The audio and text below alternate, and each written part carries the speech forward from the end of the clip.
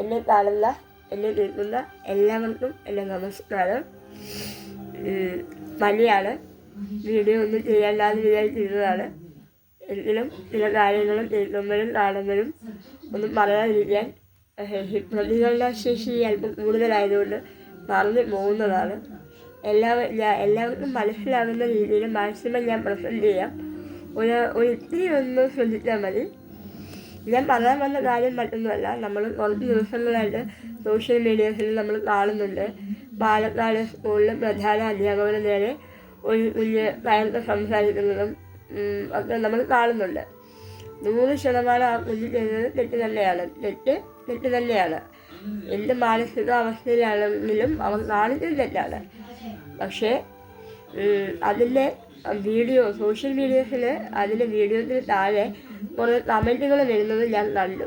അതിനകത്ത് ശരിക്കും പറഞ്ഞാൽ അവൻ്റെ വീട്ടുകാരാണ്, അവൻ്റെ അച്ഛനും അമ്മയാണ്, അവൻ്റെ വളർത്തുദോഷമാണ്, അവനെ വീട്ടിൽ അങ്ങനെ നമ്മൾ എന്താ പറയുക, ശരിക്കും പറഞ്ഞാൽ അവൻ്റെ അച്ഛനും അമ്മയും നമ്മൾ അതിനകത്ത് അങ്ങ് ആക്കി അച്ഛനും അമ്മയും പറഞ്ഞു വിട്ടതാണ്, അവനെ പഠിപ്പിച്ച് പറഞ്ഞു വിട്ടെന്ന രീതിയിലാണ് ചില കമൻറ്റ്സ് വരുന്നത്. അതൊട്ടും അംഗീകരിക്കാൻ പറ്റുന്നില്ല.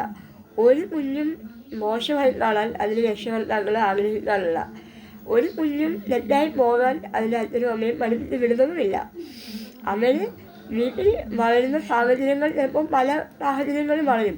പക്ഷേ അത് കഴിയുമ്പോൾ അവൻ ഇറങ്ങുന്നത് പൊതുസമൂഹത്തിലോട്ടാണ്. ഈ പൊതുസമൂഹമാണ് അവനെ പല കാര്യങ്ങളും പഠിപ്പിക്കുന്നതും വളർത്തുന്നതും ഒക്കെ. കുറ്റമായാലും നല്ലതായാലും ചീത്തയായാലും ഒക്കെ നമ്മൾ ഉൾപ്പെടുന്ന ഈ പൊതുസമൂഹം അതിന് പ്രധാനപ്പെട്ട പങ്ക് വഹിക്കുന്നുണ്ട്. അത് പറയാതിരിക്കാൻ ഒരു മാർഗവുമില്ല. അത് സത്യസന്ധമായ കാര്യമാണ്.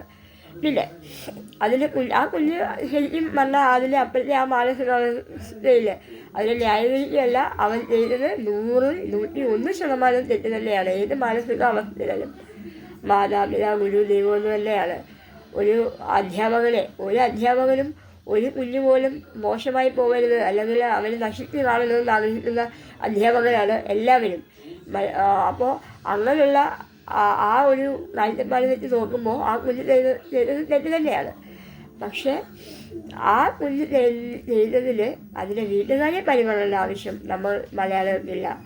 നമ്മൾ മലയാളികൾ കമൻറ്റിൻ്റെ രൂപത്തിൽ വന്ന് ഓരോന്നൊക്കെ പറയുമ്പോൾ ഓർക്കുക. ഈ കമൻറ്റ് പറയുന്നവരൊന്നും ഓർത്തേ, നിങ്ങളെ ഇത്തരം മോശമായ കമൻറ്റ് പറയാൻ കമൻറ്റ് എഴുതി അങ്ങ് വിടുകയാണ്. നല്ല ചെറിയൊക്കെയാണ് പറയുന്നത്. അത് നിങ്ങളെ വീട്ടുകാരെ പഠിപ്പിച്ചിട്ടാണോ? നിങ്ങളുടെ അച്ഛനും അമ്മയും നിങ്ങൾ എന്ന് പഠിപ്പിച്ചിട്ടാണോ നിങ്ങൾ അതേപോലത്തെയുള്ള കമൻറ്റുകളൊക്കെ വരുന്നത്? അല്ലല്ലോ. അതൊക്കെ സാഹചര്യങ്ങളുടെ സമ്മർദ്ദം മൂലം ചെയ്യുന്നതാണ്. അതൊക്കെ അപ്പം വരുന്ന കാര്യങ്ങളാണ്. അപ്പോൾ അങ്ങനെയുള്ള കാര്യങ്ങൾ വരുമ്പോൾ ദയവ് അത് വീട്ടുകാരുമായി കൂട്ടിക്കൊടുക്കരുത്. വീണ്ടും ഞാൻ പറയാൻ ആഗ്രഹിക്കുന്ന ഒറ്റ കാര്യമുള്ളൂ. ഒരു കുഞ്ഞിനെയും മോശമായി വളർത്തുവാൻ ഒരു രക്ഷിതാക്കളും ശ്രമിക്കാറില്ല, ഒരു അധ്യാപകരും ശ്രമിക്കാറില്ല. അപ്പോൾ കുഞ്ഞ് ചെയ്തത് തെറ്റാണ്. അവന് നല്ലൊരു കൗൺസിലിംഗ് കൊടുത്താൽ അവൻ ഇനിയും ഉയരങ്ങളിലേക്ക് എത്തത്തേ ഉള്ളൂ. അവൻ്റെ എന്താ പറയുക, അവൻ്റെ ചെറിയ പ്രായത്തിൽ അവനൊരു ചെറിയൊരു അബദ്ധമെന്ന് പറയാം. അത് ശരി, അബദ്ധം എന്ന് പറയാം. അത് മാപ്പർഹിക്കാത്ത തെറ്റ് തന്നെയാണ് അവൻ ചെയ്തത്. എങ്കിലും അവനൊരു കൗൺസിലിംഗ് കൊടുത്താൽ ആ കുഞ്ഞ് നേരെയാവും. അവൻ്റെ വീട്ടിലൊരു അത്താണിയായി അവൻ നല്ല ഉയരങ്ങളിൽ എത്തേണ്ട കുഞ്ഞാണ്. അപ്പം നമ്മൾ വിവിധം കമൻറ്റുകൾ പറഞ്ഞ് അവൻ്റെ വീട്ടുകാരെയും അവൻ്റെ കൂടപ്പറമ്പുകളെയും ഒക്കെ മാനസികമായി വിഷമിക്കുന്നത് ഒരു വല്ലാത്തൊരു കാര്യം, ഒരു ദുഃഖം തന്നെയാണ്. എനിക്കറിയില്ല കുഞ്ഞിനെ, ഞാൻ കണ്ടിട്ടില്ല. പക്ഷേ എന്നാലും അവൻ്റെ മാനസികാവസ്ഥ എന്ന് പറയുന്നത് ഇപ്പം വളരെ ഇതായിരിക്കും. കാരണം അവൻ മാപ്പ് പറയാൻ സന്നദ്ധത കാണിച്ചിട്ടുണ്ട്. അവൻ്റെ അപ്പോഴത്തെ മാനസികാവസ്ഥയിൽ അവൻ പറഞ്ഞതാണെന്ന് അവൻ ഏറ്റു പറയുന്നുണ്ട്. അപ്പോൾ അതൊക്കെ നമ്മൾ മലയാളികളും ഒന്ന് അക്സെപ്റ്റ് ചെയ്യുക. ഈ കമൻറ്റിൻ്റെ രൂപത്തിൽ വന്ന് ദയവ് ചെയ്ത് അവരുടെ വീട്ടുകാരെ ക്രൂശിക്കാതിരിക്കുക. എല്ലാവരും പ്രിയപ്പെട്ടവരൊക്കെ തന്നെയാണ്. അപ്പം നമ്മൾ അതൊന്നും മറന്ന് ചെയ്തുവിടാം. നമ്മുടെ വായിൽ പോകുന്ന വാക്കുകൾ ഒരിക്കലും തിരിച്ചെടുക്കാൻ പറ്റില്ല.